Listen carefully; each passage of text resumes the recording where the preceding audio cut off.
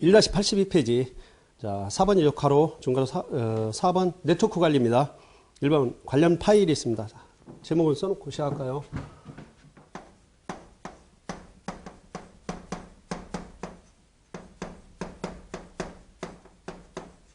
네트워크 관리죠. 네트워크 뭐 중요하죠. 시스템 안에서 IP 설정이라든가 이런 것들 좀 있어야 되기 때문에 중요하니까, 뭐 경로는 여기 보니까 시스템 루트에 시스템 30 밑에 뭐 드라이버스 밑에 etc 이 안에 설정한 것들이 상당히 많이 있습니다. 그 밑에 나오죠. 네트워크 관리. 그 파일들 보면 여기서 이제 호스트 파일, 그다음 프로토콜즈, 서비스이즈, 네트워크스가 있는데, 이제 호스트 파일을 보면 DNS를 참조하기 전에 호스트 파일에 정의되어 있는 IP 주소와 도메인 이름을 참조하여 원하는 사이트에 연결한다. 그러니까 시스템 안에 보면 나중에 이제 DNS 서버에서 여러분들에게 설명을 할 건데, 우리가 DNS 서버는 만약에 이 호스트 파일 안에 여러분들이 IP 어드레스라든가 도메인을 넣어놓게 되면 DNS 서버까지 찾질 않아요. 그러니까 간단하게만 설명을 드리면 이 호스트 파일을 여러분들 컴퓨터 시스템이 이렇게 있습니다. 컴퓨터예요.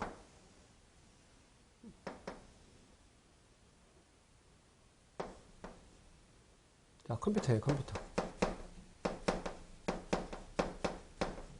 자, 이렇게 되어 있는데, 이 시스템 안에 예를 들어서 여기 보면 이제 호스트 파일이 여기 etc 디렉토리 밑에 있습니다. 드라이버스 밑에 etc 디렉토리 있는데, 이 안에 호스트 파일 안에 예를 들어서 네이버 IP가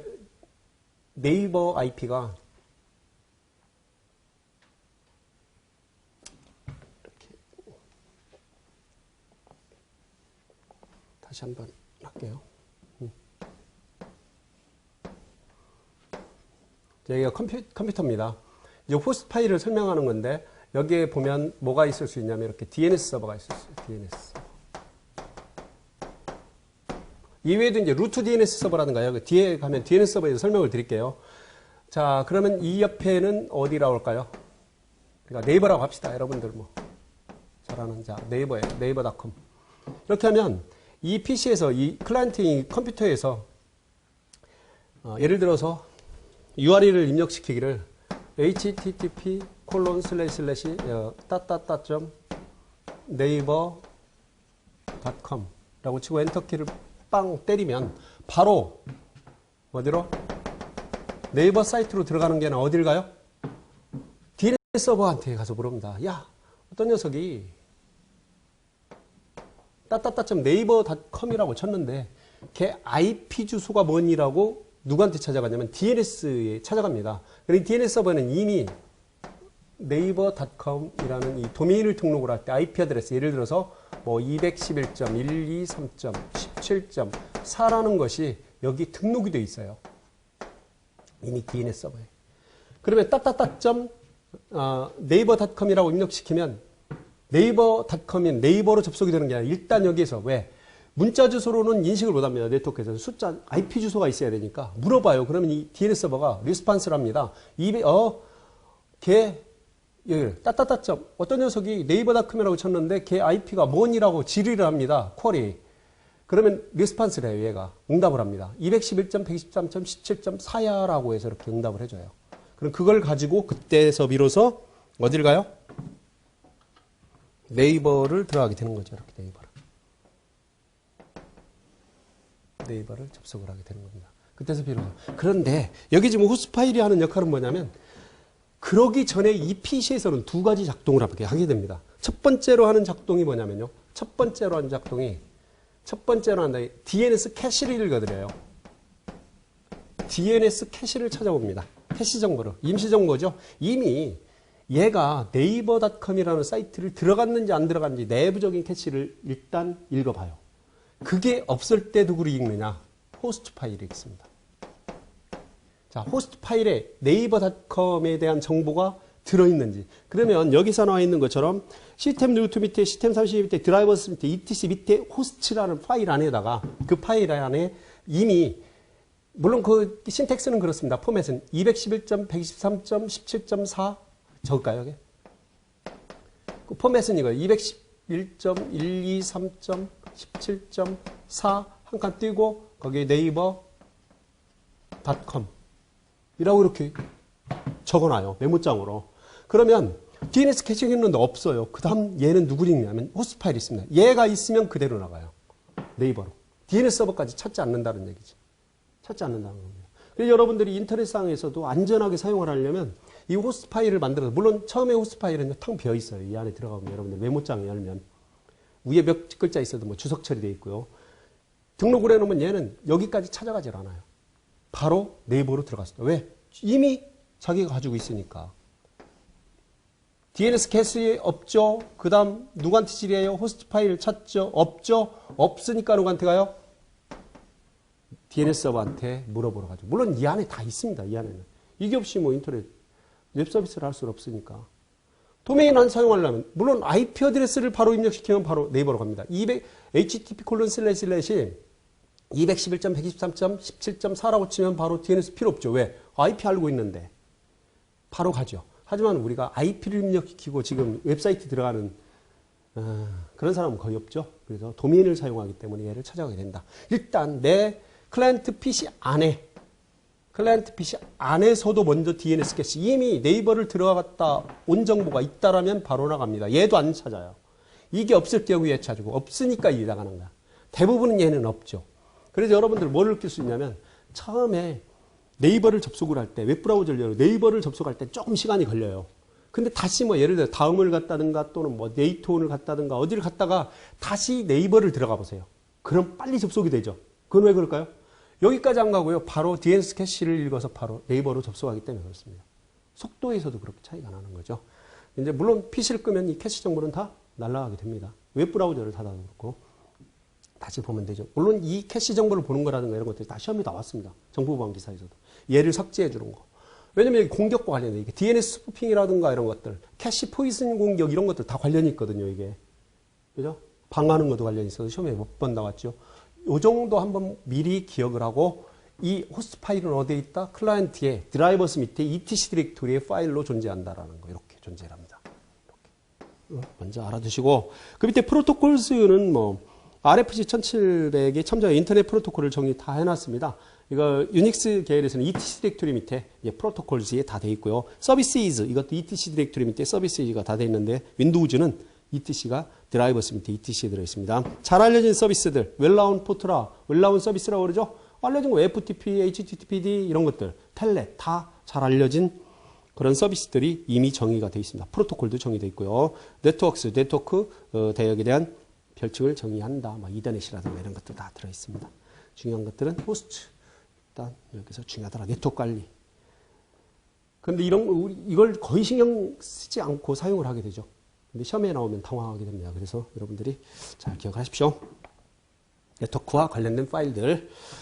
그 다음에 나오는 게 이제 2번의 윈도우즈 방화벽입니다. 다른 사용자와 윈도우즈 방화벽 얘기 한번 할까요? 그러면 2번의 방화벽.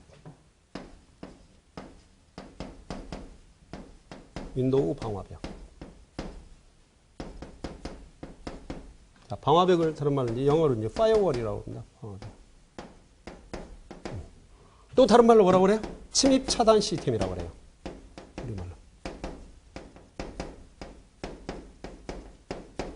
침입을 차단하는 거죠. 침입 차단.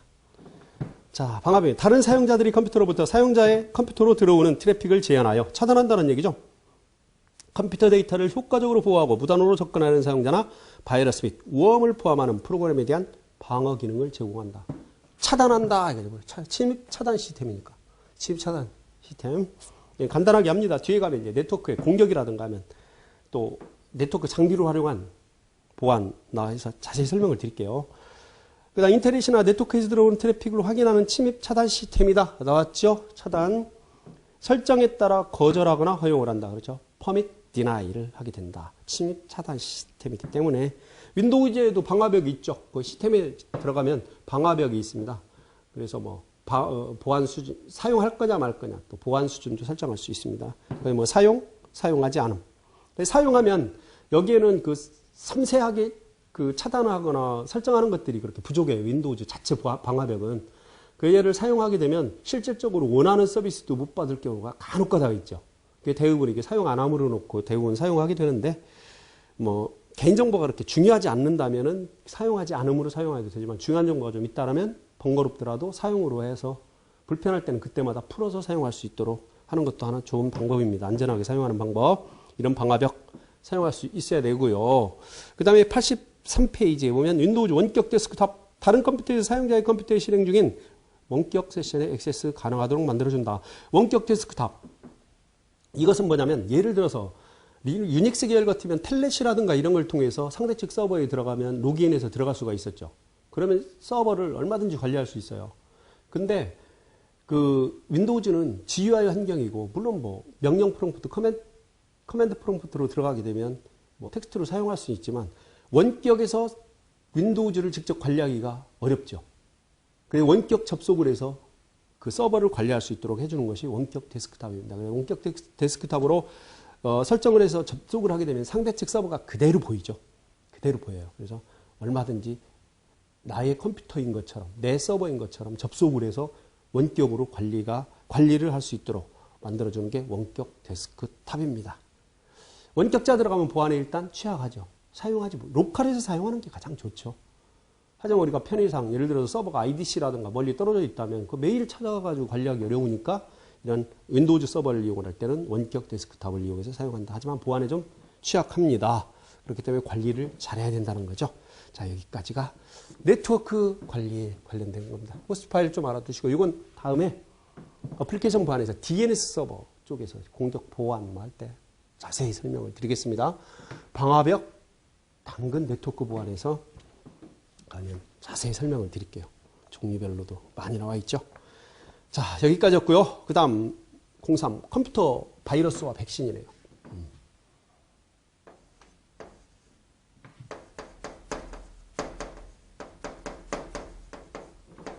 컴퓨터 바이러스 백신. 컴퓨터 바이러스와 백신입니다. 바이러스 나오죠. 자, 세대별 구분이 나옵니다. 1세대, 2세대, 3세대, 4세대, 5세대의 바이러스가 있습니다. 이건 뭐 저 같은 경우 원화문 감매 이런 식으로 암기도 했는데 나올 수 있습니다. 바이러스는. 클라이언트 쪽에서는 그렇게 문제가 나올 게 별게 없어요. 별로 많이. 그렇기 때문에 바이러스도 좀 여러분들이 잘 알아두셔야 되죠. 원시형, 옛날 바이러스 형태죠. 프로그램 구조가 단순하고 그다음 분석이 상대적으로 쉬운 바이러스다. 예전에 그랬습니다. 기존의 도수용 바이러스 대부분이 포함된다. 돌 바이러스, 이거 스톤 바이러스. 이 바이러스 걸리면 컴퓨터가 아무것도 안 해요. 그냥 서버립니다. 그게 스톤 바이러스. 예루살렘 바이러스 거의 마찬가지죠. 속도가 엄청 막 느려진다든가 스탑돼 버립니다. 도스 시절에 이거 너무나 많았었어요. 그때 백신 프로그램을 한번 잡히기도 잘 잡혀요. 왜? 단순하니까 예전의 바이러스는. 그다음 2세대가 암호형입니다. 백신 프로그램이 진단할 수 없도록 바이러스 프로그램 일부 또는 대부분을 암호화시켜서 저장을 해놓는다. 폭포 바이러스, 느림보 바이러스. 일단 세대별로 원시형 바이러스 종류와 암호형 바이러스 종류는 좀 여러분들이 기억을 하셔야 돼요. 정보방위사는 낼 게 너무나 광범위하고 이런 것들이 있기 때문에 이렇게 한 방으로 바이러스만 딸랑 물어보지 않고 전반적으로 물어봐서 선택지에 포함시켜 놓으면 헷갈린다는 얘기죠. 그 종류 정도는 여러분들이 기억을 하죠. 개념 정도야 뭐 암호화해서 저장한다. 암호형 바이러스니까 찾기 어렵도록 그런 것들이고요. 그 다음 은폐형 바이러스. 자신을 은폐하고 사용자나 백신 프로그램에 거짓 정보를 제공하기 위한 다양한 기법을 사용해요. 그죠? 그리고 뭐 기억 장소에 존재하면서 감염 파일의 길이가 증가하지 않는 것처럼 보이게 하고 예전에 같으면 바이러스가 걸리면 파일이 변경되기 때문에 어떤 코드가 추가되는 거죠. 바이러스가 먹었다는 건. 그렇기 때문에 용량이 증가가 된다고 봤어요. 그런데 이런 은폐형 바이러스가 나옴으로써 바이러스가 걸렸는데도 예전 용량과 똑같이 만들어버리는 거죠. 그죠? 그렇게 보이게 만드는 거죠. 실질적으로는 뭐 증가는 하겠죠. 코드가 삽입이 되니까. 하지만 같게 보이도록 한다는 얘기예요. 은폐형이라. 백신 프로그램이 감염된 부분을 읽으려고 할 때 감염되기 전의 내용을 보여주어 바이러스가 없는 것처럼 백신 프로그램의 사용자를 속이고 은폐형. 종류는 뭐 자시 바이러스라든가 또는 프로도 바이러스라든가 이런 것들이 있다라는 거. 종류는 좀 한번 여러분들이 눈여겨보세요. 물론 세대별로도 은근히 중요하고 이걸 뭐 1세대 바이러스부터 5세대 바이러스까지 순서대로 나열한 거 뭐 원시형, 암호형 이거 찾으라고 글쎄요. 뭐 산업기사 나오는데 나올 수는 있겠지만 하여튼 알고는 있어야죠. 여러분들은 보안 전문가니까. 그다음 갑옷형. 초기 2세대, 3세대 바이러스를 백신 프로그램의 바이러스를 진단하기 어렵게 하는 것이 좀 은폐형이라든가 암호화니까 잘 보이지 않게 하고 속이는 거 아닙니까? 보였으나 백신 프로그램의 발달로 이런 목표가 무산되죠. 왜? 백신 만들어내는 사람들은, 그죠? 유저들이 고통을 받는 게 행복으로 느끼는 거 아닙니까? 그런데 그걸 뭐 찾아내고 금방 치료하고 그러면 별 재미없잖아요. 오래 걸려야지. 감염된 파일의 발달로 인해서 목표가 무산되자 바이러스 제작자들은 백신 프로그램이 제작자에게 공격의 화살을 돌려서 백신 프로그램으로부터 숨기기보다는 여러 단계의 암호화 다양한 기법을 동원해서 그 바이러스 분석을 어렵게 하는 거죠. 그러니까 찾아내고 또는 이런 숨기고 하는 게 어렵게 아니는가 분석을 어렵게 해내는 겁니다. 분석을. 한 단계 높아진 거죠. 기술이. 그래서 갑옷형. 단계를 암호화하여 다양한 기법을 통해서 동원을 해요. 분석을 어렵게 하고 백신 프로그램 개발을 지연시킨다. 그러니까 분석에서 코드라든가 이런 걸 분석해내기 어려우면 백신 프로그램 개발하는데 시간이 좀 많이 걸리겠죠? 그런 것들을 원하는 거죠. 갑옷형은 종류로서는 다형성 바이러스입니다. 다형성 바이러스. 여러 가지 형태를 이용을 해서 복합적으로 만든 그런 바이러스를 다형성 바이러스라고 합니다. 그 다음 매크로형. 이건 쉽습니다. 매크로 바이러스는 운영체제에 관계없이 요것도 은근히 중요해요. 매크로 바이러스는 운영체제와는 관계가 없어요. 왜냐하면 뒤에 보면 나와요. 응용 프로그램 내용이 내부에서 동작하는 것이 가장 큰 특징이다. 매크로 기능이 있는 마이크로소프트의 오피스라든가 엑셀, 파워포인트, 매크로 많이 사용하죠? 편리하게 사용하려고. 그 자체가 바이러스 형태로 표시가 되는 겁니다. 엑셀, 파워포인트 이외에 비지오, 또 오토캐드 등 이런 것들에서 원래 그 기능상으로 되어 있는 것들이 바이러스 형태로 나타나는 이런 것들을 우리가 매크로 바이러스라고 한다. 운영체제와는 관계가 없다. 그 다음 비주얼 베이직 스크립트를 지원한 다양한 프로그램에서 활동하기 때문에 현재 등장하고 있는 바이러스 중에 가장 높은 비중을 차지하고 있다. 요즘은 그렇게 많지는 않지만 그래도 매크로형 바이러스가 지금 5세대로 나온다. 운영체제 관련 없고 특히 마이크로소프트 MSI에서 나오는 그 엑셀이라든가 이런 매크로 기능을 사용할 때 좀 많이 발생한다라고 보면 됩니다. 이렇게 세대별로 분류하는 것들은 원시형, 암호형, 은폐형, 갑옷형, 그 다음 매크로형 5단 세대를 좀 잘 알아보았습니다. 자, 이제는 이제 바이러스의 종류가 나와요. 일반 바이러스, 그냥 우리가 일반적으로 보는 거죠. 자신 또는 자신의 변형 코드를 실행하는 프로그램으로 시스템 영역 등 실행 가능한 부분에 복제하는 프로그램을 우리가 바이러스라고 하는 거죠. 그다음 웜, 네트워크 및 전자메일을 통해서 전자메일을 통해서 바이러스 종류 보면 요거는 좀 한번 적어가면서 볼까요? 한번 봅시다. 자, 2번.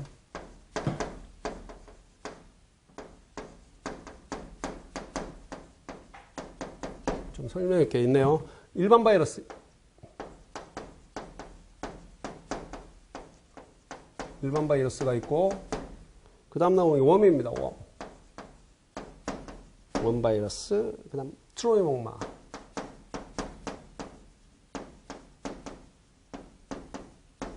트로이 목마. 스파이웨어.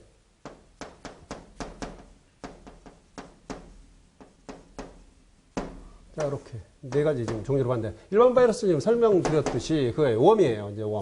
근데 여기에 보면 네트워크라든가 전자메일. 자, 이게 중요하죠. 일단 웜은 일반 네트워크를 통해서 물론 뭐 전자메일도 마찬가지지만요. 네트워크라든가 특히 이 전자메일, 이메일로 확산이 된다는 겁니다. 자, 이메일. 키워드입니다, 이게. 그래서 메일을 통해서 자신을 복제하고 유포시키는 악성 프로그램이다.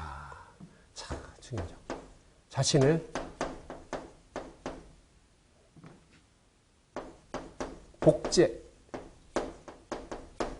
전파. 웜의 키워드가 뭐예요? 복제 전파입니다. 자, 일반적으로 우리 바이러스는 복제 전파 능력은 없어요. 이제 굳이 어떻게 섞여서 나와서 지금은 그렇게 문제가 출제될 확률은 거의 없죠. 없는데 예전 같으면 어떤 문제라든가 이런 거 보면 이게 뭐 바이러스 일반적인 기능으로 보여지는 이런 문제들이 간혹가다 있더라고요. 많이 문제를 분석해보고 이제 출제하려고 보면 그런 경우가 상당히 많아요. 지금 인터넷에 있는 자료들도. 하지만 일반 바이러스는요, 복제 능력은 없어요. 있다나 없다고 그러죠. 여러분들 시험을 볼 때 그 완전히 구분을 해야 됩니다. 읽어보면 내용을 이거 웜을 얘기하는 건지, 일반 바이러스를 얘기하는 건지, 트로이 목마를 얘기하는 건지, 악성 코드 또는 스파이웨어를 얘기하는 건지 구분을 못 해요. 일단 복제 전파. 자, 바이러스 전파 능력 있어요, 없어요? 바이러스는 전파 능력이 없다라고 보는 거죠. 네트워크를 통해서는. 왜? 감염은 돼요. 시스템 내부에서. 하지만 복제 전파는 모험입니다. 모험. 잘 기억을 하셔야 돼요. 자, 트로이목마. 그 다음. 일반 바이러스는 일단 복제 능력은 없다라고 보는 겁니다. 일반 프로그램에 삽입이 돼서 기생한다고 그래요. 그걸 기생한다고 그러죠. 붙어서. 자체 실행 능력 없어요. 얘.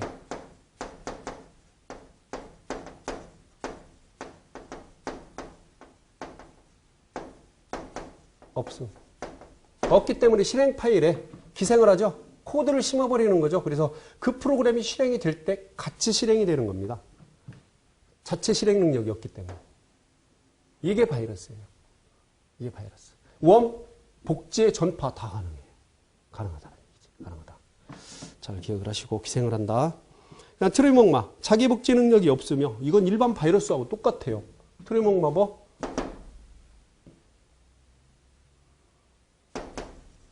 복제 능력 없음.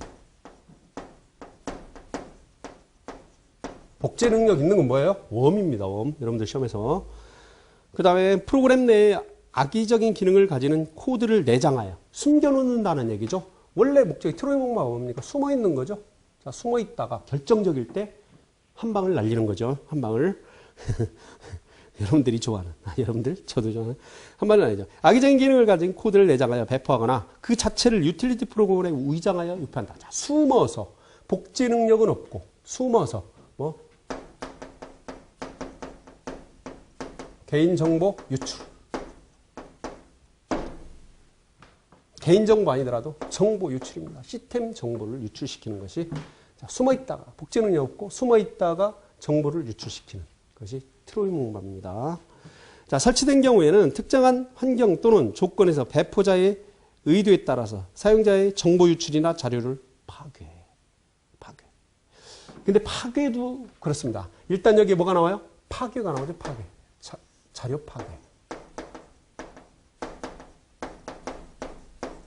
일반 바이러스 자료 파괴 거의 없죠.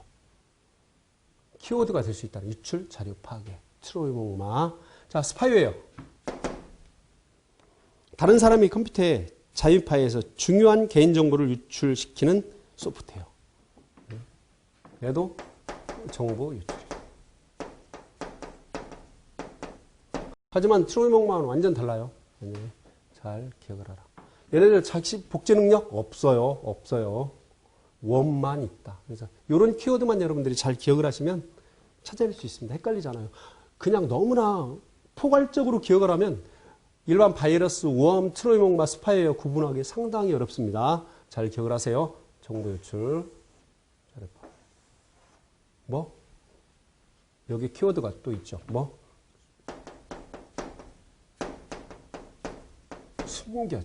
숨겨짐이에요. 숨겨짐. 숨어서. 숨겨짐. 복제 능력은 다 없어요. 원 빼놓고는. 일단. 잘 기억을 하십시오. 그래서 일반 바이러스, 웜, 그 다음 트로이목마, 스파이웨어. 이외에도 이제 애드웨어라는 게 있습니다. 애드웨어는 애드버타이저, 광고할 목적으로 메일을 보낸다든가 이런 것들 다 막 팝업창에 갑자기 광고 막 여러분들 인터넷 익스플로러 열면 뜨는 경우 있죠. 그걸 애드웨어라고 합니다. 스파이웨어는 완전 달라요. 스파이웨어는 이런 정보 유출이라든가 이런 쪽으로 간다.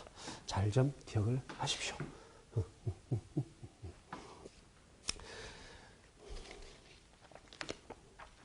그 다음에 84페이지. 감염 영역별 분류자. 부트 바이러스. 부트 영역에 존재한다는 거죠. 자, 하드디스크의 가장 처음 영역인 부트 영역에 감염되는 바이러스다. 이제 MBR이라고 있어요. 하드디스크 앞에. 그 마스터 부트 레코드라는 그쪽에. 부팅이 되면서 바이러스가 감염되니까 참 막아내기 힘들죠. 예전에 이제 도스 같은 경우는 A 드라이브로 부팅을 해서 C 드라이브를 바이러스로, 백신으로 치료를 하는 이런 경우도 있었는데, 자, 부팅이 되지 않거나 윈도우즈 블루 스크린이 나타나게 된다. 그렇죠? 부팅이 안 되니까. 부트 바이러스. 그 다음 파일 바이러스. 가장 일반적이죠. 가장 일반적인 바이러스다. 일반적으로는 파일이죠. 실행 프로그램에 감염되는 바이러스다. 바이러스는 어디에 감염시킵니까? 실행 프로그램에 감염되는 겁니다. 왜 그러냐면 바이러스는 기생을 하는 거죠. 어떤 프로그램에 예를 들어서 이거예요. 이렇게 표시를 해볼까요? 어떤 프로그램이 이렇게 있습니다. 프로그램이. 자, 프로그램. 대부분 이제 윈도우즈에서는 여기 exe 이렇게 돼 있죠. 또는 모든 것.com 실행하는 것들이죠. 또는 뭐가 있어요? 전에 도스 같은 배치 파일이 있어요. 얘네들 다 실행이 가능한 것들이죠. 자, 얘네들이 다 실행이 가능한 것들입니다. 실행이 가능 프로그램이에요. 실행 프로그램이죠. 그럼 바이러스라는 건 뭐냐면 이거죠. 바이러스라는 건 이 실행 코드를, 물론 뭐 추가를 해서 바이러스라는 거, 이 추가해서 여기에 실행 코드를, 바이러스를 삽입할 수 있어요. 이게 바이러스 코드. 바이러스 코드죠. 이렇게. 그럼 바이러스는 어디 있냐? 또 따로 떨어져 있는 이런 프로그램이 있을 수가 있다는 얘기예요. 이렇게. 얘가 바이러스예요. 예를 들어. 바이러스. 그럼 여기는 뭐냐? 바이러스의 코드만 어디? 실행 파일에. 왜? 실행 파일은 늘 실행을 시키잖아요. 얘가 만약에 HWP면 HWP, 예를 들어서 HWP p.exe에 바이러스 코드를 심어놨어요. 이 바이러스의 코드를. 그럼 얘를 우리가 한글을 실행을 하려고 실행을 하게 되면 이 코드가 누구를 실행을 시켜요? 이 바이러스 프로그램을 실행을 시켜버리는 겁니다. 기생을 하기 때문에. 물론 이 사이에 삽입시킬 수도 있어요. 프로그램 이제 뒤에 나오겠는데 이 공간에 다른 프로그램과 프로그램 사이 공간에 코드를 삽입시킬 수도 있어요. 이게 삽입형입니다. 추가형. 얘를 실행시킴으로써 바이러스 프로그램이 실행되도록. 그래서 여기 기생한다는 얘기가 나와요. 그럼 얘를 실행하지 않으면 얘는 실행되지 못해요. 자체 실행 능력이 없기 때문에 바이러스는 항상 여기에 코드가 있게 됩니다. 그걸 우리가 바이러스 전문 용어로는 얘를 트리거라고 그래요. 트리거. 방아쇠죠, 방아쇠. 얘를 딱 클릭해 줌으로써 바이러스 프로그램이 실행이 되도록 만들어주는 거니까. 자, 이렇게 되는 겁니다. 이 파이바이러스가 이렇게 실행 프로그램에 감염되는 바이러스. 바이러스는 어디에 감염이 돼요? 실행 프로그램에. 그래서 실행해야지 얘를 실행을 해주니까. 텍스트 해놓은 거 실행이 안 되지 않습니까?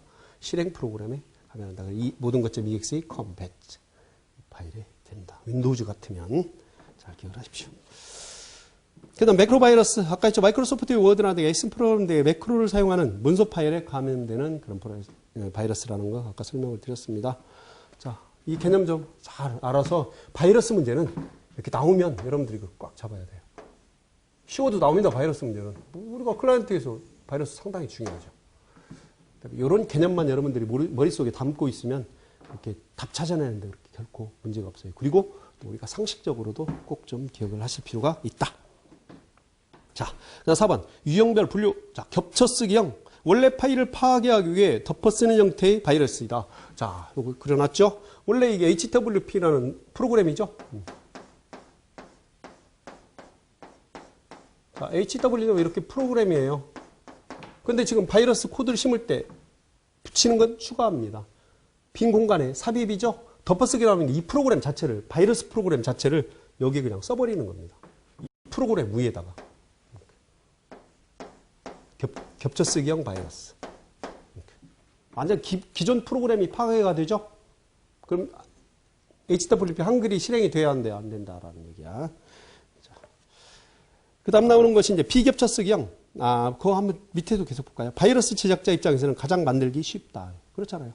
기존에 프로그램 신경 쓸 필요도 없고 그냥 덮어 써버리면 끝나니까. 쉽게 발견되기 때문에 잘 만들지 않은. 금방 알죠. 뭐 실행에 문제가 있으니까.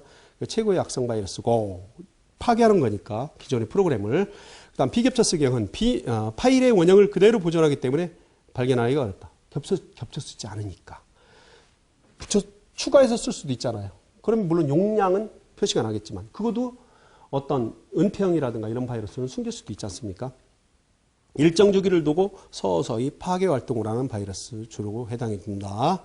그다음에 초기에 발견될 경우는 치료가 가능하나 오랜 시간이 경과하면 치료하기가 불가능하다. 모르잖아요. 갈수록 감염될 경우에는 정상 프로그램 실행 속도가 느려진다. 느려지거나 또는 아예 실행이 안 될 수 있고요. 오류가 뜰 수 있어요. 기존 프로그램을 파괴하기 때문에 잘 기억을 하십시오. 그 다음 메모리 상주형. 얘는 그대로죠. 자, 한 번 메모리에 침입하면 메모리에 상주하여 모든 파일이나 디렉토리를 감염시킬 수 있다. 왜? 메모리에 있다는 얘기 앞에서 설명을 드렸죠. 모든 프로그램은 어디에 로드가 적재가 돼서 실행이 돼요? 기억장치에. 그렇다면 메모리에 상주해 있다는 건 계속해서 상주해 있다는 건 메모리 안에 들어있다는 얘기죠.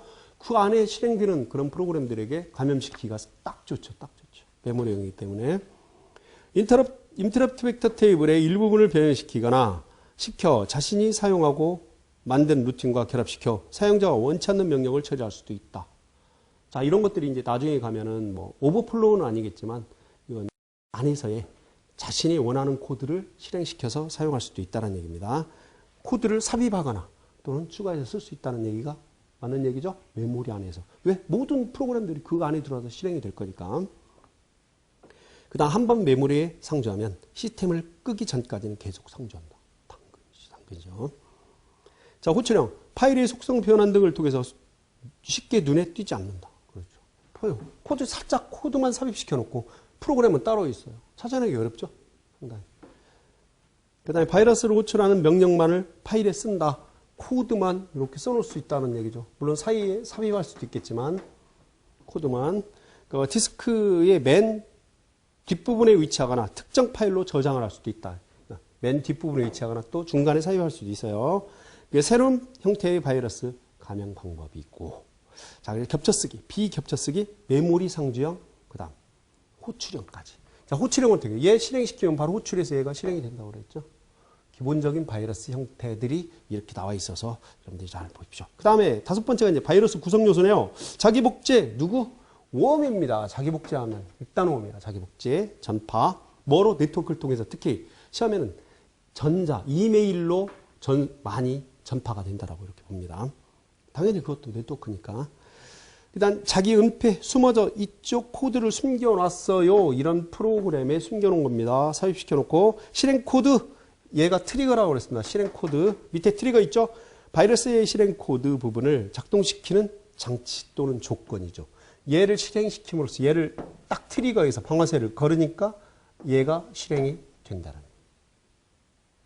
잘 기억하십시오. 그래서 바이러스는 여기까지가 되겠습니다. 바이러스도 이렇게 한 방에 잘 좀 정리 여러분들 하십시오. 개념 꽉 잡고 있어야 됩니다. 가끔 크게 묶어가지고 옳은 거 틀린 거 할 때 바이러스를 넣었을 때 길게 이런 개념을 좀 잘 파악을 하고 구분할 수 있어야 된다. 자, 마치고요. 바이러스는 자, 네 번째입니다. 레지스트리 활용. 자, 네 번째. 자, 레지스트리도 뒤에 한 두 번 정도가 시험에 나오죠. 꼭 나옵니다. 클라이언트에서 뭐 그렇게 시험 나올 게 없으니까 반드시 잘 기억을 하셔야 돼요. 자, 레지스트리 특징을 볼까요? 자, 레지스트리 특징 한번 봅시다. 자, 레지스트리 활용 공사.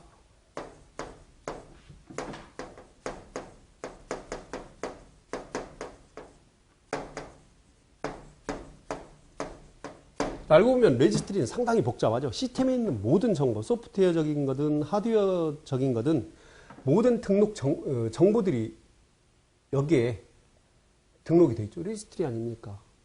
근데 상당히 복잡해요. 그 안에 들어가 보면 여러분들이 그 시작에 그 실행 검색에 들어가서 REG, EDIT, 레지스트리 에디트하고 엔터키 치면 레지스트리가 보이거든요. 그 키값이 이제 거기에도 나와 있는데 우측에 일단 보면 얘를 활용하는 걸 보는데 얘 특징을 한번 보자고요. 레지스트리 특징. 잘 좀 기억을 하시면 됩니다. 자, 윈도우즈 운영체제 부팅 시 시스템 하드웨어 설치된 프로그램, 그렇죠? 소프트웨어적인 거, 하드웨어적인 거 모두 각 사용자 계정의 프로필 등에 대한 정보가 포함된 데이터베이스다. 그렇죠? 팍 줄이면 그거예요.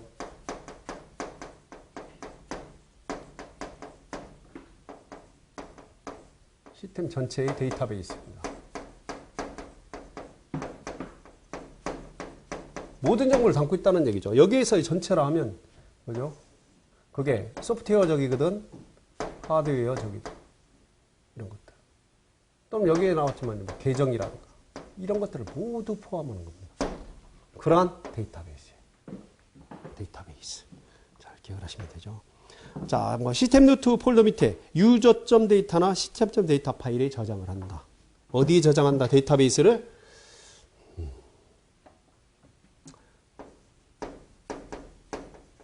유저.점 데이터 뭐 소문자로 써도 상관없습니다. 또 시스템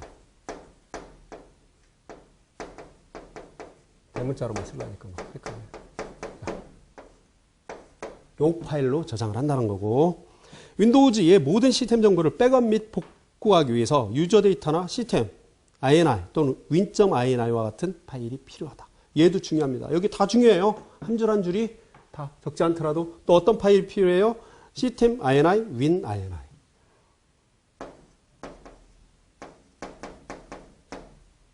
시스템 복구를 위해서는 그 다음 win.ini 파일이 필요하다. 잘 좀 기억을 하십시오. 그 다음에 유저 데이터 파일은 사용자에 따라 달라지는 데이터베이스. 그렇죠. 유저니까. 거기 보니까 로그인명이라든가 계정이죠. 아이디, 데스크탑 환경. 사용자마다 데스크탑 환경이 다 다르잖아요. 여러분들 윈도우즈 보면 사용자가 여러 개 계정을 생성하면 어드민도 있고 뭐 엄마도 있고 아빠도 있고 뭐 동생도 생성할 때마다 데스크탑이 다르게 뜨죠. 로그인하는 그 사용자마다 이제 그렇다는 얘기죠. 그런 것들은 다 유저기 때문에 설정 환경이 다르게 되고 그렇게 저장되는 게 유저점 데이터. 유저점 데이터. 유저점 데이터.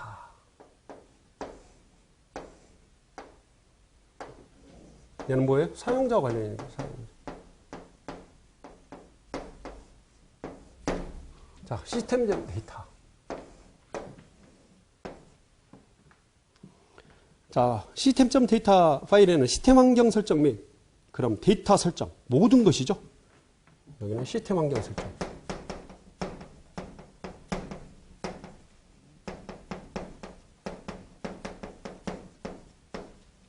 시스템 환경 설정과 관련 있는 것들이 모두 포함이 된다. 그 이 두 가지 데이터 파일이 중요하다. 데이터베이스에 들어있다. 자, 응용 프로그램 이런 것들이 다 저장되어 있고, 그 두 번째 이제 레지스트리 구성 정보 이거 처음에 나왔죠. 그리고 앞으로 나올 거예요.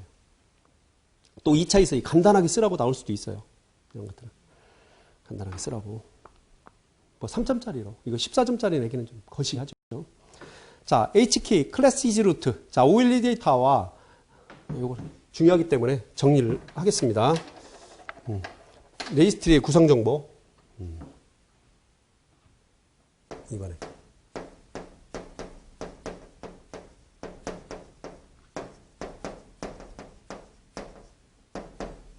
레지스트리 구성 정보.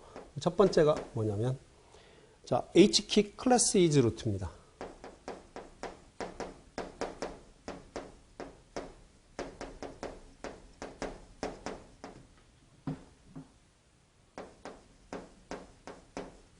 먼저 적어놓고 합시다.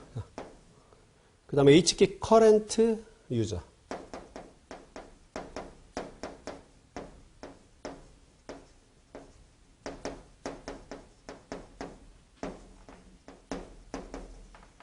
그 다음 세 번째.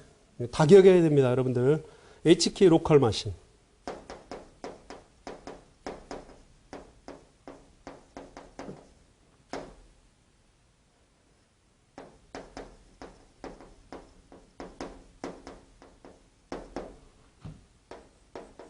네 번째, HKey users.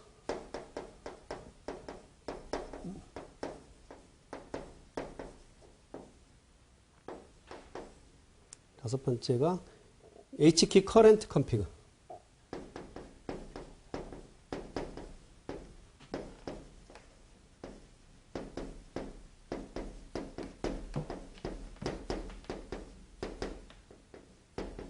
자, 이렇게 5개가 있습니다. 여러분들 다 기억해야 돼요. 자, 키워드를 지금부터 정리를 해드릴게요. 자, OLE 데이터와 OLE 설명을 드렸었죠. objective, 개체, 링킹, 인베디딩이라고 했습니다. 그 윈도우즈 특징에서 파일의 각 확장자에 대한 정보. 자, HKey 클래스 이즈 루트. 여기는 뭐? 파일을 뭐? 확장자. 확장자 정보. 또 파일과 프로그램 간의 연결.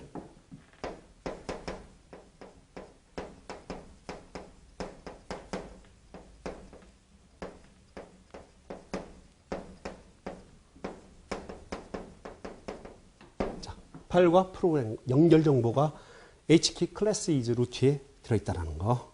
기억하시고요. H키 커런트 유저에는 윈도우즈가 설치된 자, 컴퓨터 환경 설정에 대한 정보다. 전체 이 컴퓨터 환경 설정 정보 대한 정보. H키 커런트 유저. 현재 설정 정보입니다. 그 다음에 다수의 사용자가 사용할 경우에 각 사용자별 프로파일 저장. 사용자니까 유저. 그죠? 각 사용자별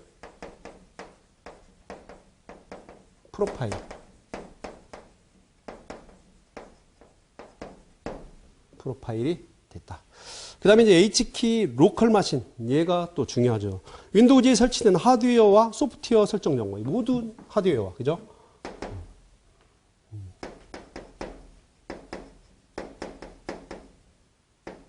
컴퓨터의 모든 소프트웨어, 하드웨어,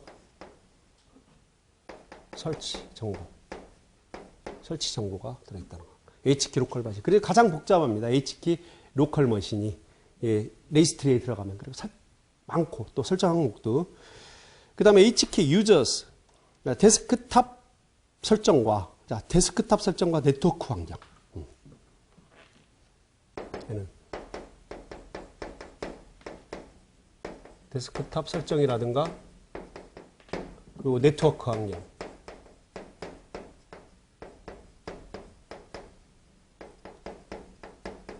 네트워크 환경이 정보가 H키 유저스에 들어가 있다고요. 그 다음 H키 커런트 컴피그 디스플레이와 프린터 관련 정보.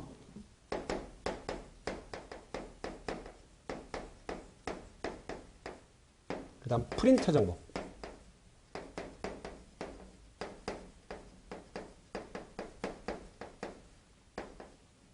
자, 얘네들을 좀 아셔야 돼요. H키 클래스 0 to H키 커런트 유저, H키 로컬 마신, H키 유저스, H키 커런트 컴피그. 이 5개는 꼭 기억을 해야 됩니다. 키워드만. 다음 중에서 옳은 거 틀린 거 설명이 레지스트리 구성 정보로 옳은 거 틀린 거 설명하라고 설명된 게 틀린 거 맞는 거를 찾으라고 나옵니다. 2번 정도 나왔어요. 또 옳은 거 틀린 거를 묶어서 낼 때도 등장합니다. 또 3점짜리 같은 경우 2차에서 클라이언트 보안에서는 얘 간단하게 5개 적고 5개 이상 적고 간단하게 적으라고 나올 가능성이 있어요. 아직은 안 나왔다라는 얘기예요. 중요한 것은. 안 나왔으면 나올 가능성이 있다. 예전에 SIS 시절에 나왔다 이거지. 나갔다. 앞으로 나올 가능성이 있다 이겁니다.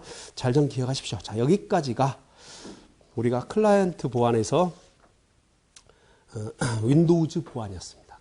좀 쉬었다가 이제 인터넷 활용 보안이 되겠네요. 자, 인터넷 활용 보안에서 뵙겠습니다.